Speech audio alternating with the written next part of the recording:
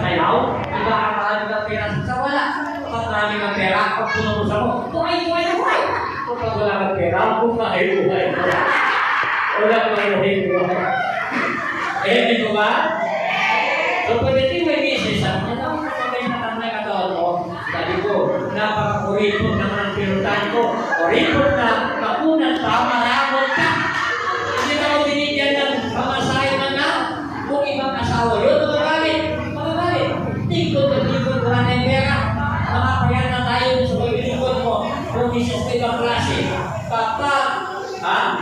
Pag sabi ko na akong pera, pinapayat ako pagkakay sa akin. Pinupulungan ako sa tinga. Alam mong bulog, sabi sa akin, mukhang mahina ka na sa Diyos na pinag-ilikuran natin. Kapag nalikumain ako, lumalakas ang ating loob. Ibig sabihin, kulang pa ang ginagawa ko pag-ilikuran kay El Shaddai.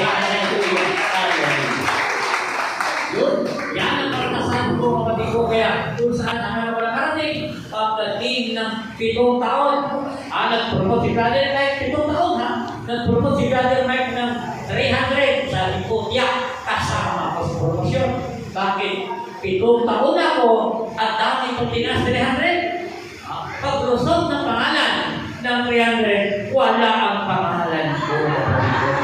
Alam nyo, sumama ang aking loob. Bakit? May 3 buwan training, nakasama sa promosyon.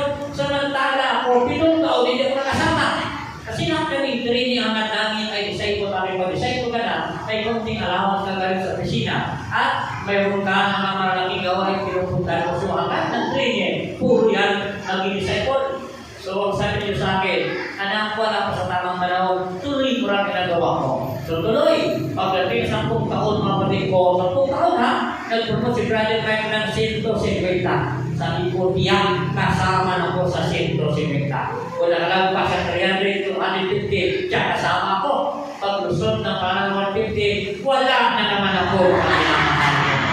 Praise the Lord. Umiinit ang ulo ko. Umiinit ang tinga ko. Ginagawa ka ng demonyo. Kawawa ka naman, maganda ka na. Praise the Lord. Pero bulong na ito sa akin, anak, wala pa sa tamang panahon. Tuloy ko lang ang iyong gawang mag- maniwala ka na kapag ako umilos sa'yo, ay magpapalala sa'yo. So tuloy ang ginagawa ko mga paglilipot. Pagdating ng 11 taon, nag-promote mo na si Brother Mike ng 72. Kapag promote kasi, bago yan nilaman, ubong-ubong mo na.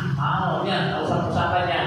Sabi ko, kung hindi ako makasama sa 72, pasukin ko si Brother Mike. Magre-reklamo ako. Bakit ako makasama? Matagal na ako na makasama. Hindi makapita na kali sa pressing, magre-reklamo ako. At awain ko mga nilagyan ko.